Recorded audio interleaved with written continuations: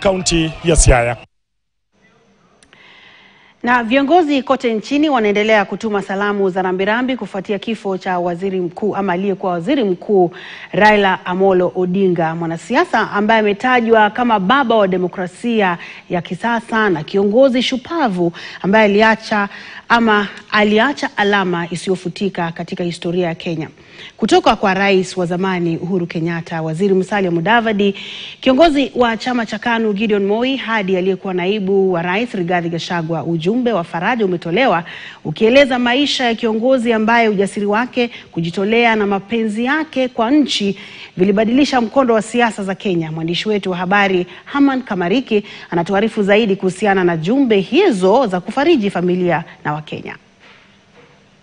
And that for this country to come together, leaders must come together. Rais mstaafu Uhuru Kenyatta amemtaja Raila Odinga si tu kama mwenzake kisiasa bali rafiki, ndugu na sehemu muhimu ya safari yake ya uongozi.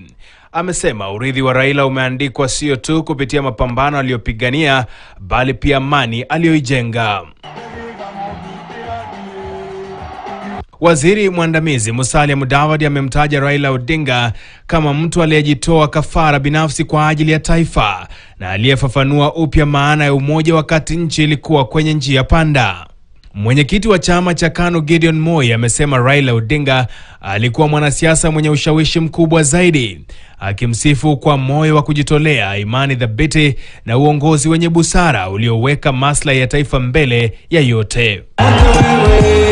Kiongozi wa chama cha Wiper Kalonzo Musyoka, ambaye mara mbili aligombea urais akiwa mgombea mwenza wa Raila Odinga, amemuita na nanukuu nguvu ya asili rais Kenya haikuwahi kuwa naye.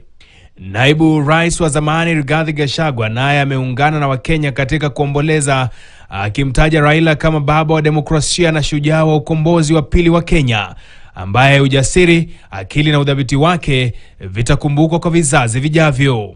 Si hapo tu, Jaji Mkuu Martha Koome amemsifu Raila kama kiongozi wa taifa anayeheshimika nyumbani na kimataifa na mtetezi wa haki za wanawake na uhuru wa mahakama. Gavana wa zamani wa Kitui Charity Ngilu amemuelezea kama mzalendo aliyepigania kwa bidii uhuru na usawa wa taifa hili. I don't see any other person really who equals Raila Amolo Odinga, and I mourn him like every other Kenyan is mourning him, and we pray God to rest his soul in eternal peace. Katibu mkuu wa chama cha wafanyikazi KOTU Francis Atwoli amemuita Raila baba wa amani, akisema alizungumza naye muda mfupi kabla ya kusafiri kwenda kutibiwa. All of us as Kenyans, we knew he would go for treatment, particularly me who knew he was going to go for treatment and come back alive. His death should unify Kenya, should bring Kenya together. Magavana kote nchini pia wameungana katika maombolezo haya. Honorable Raila was a father figure and a mentor to many. He dared to dream of a better Kenya and took risks to enable all of us to have a taste of its prosperity.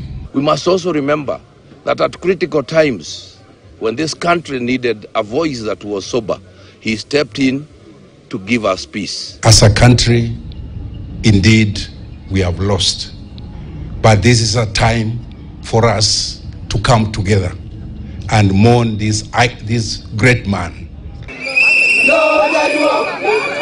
Kutoka Kogelo, Bondo hadi Nairobi na kote barani Afrika na dunia nzima, salamu za rambirambi zinaendelea kumiminika kwa mwanasiasa ambaye jina lake litaendelea kushikamana na safari ya kidemokrasia ya Kenya.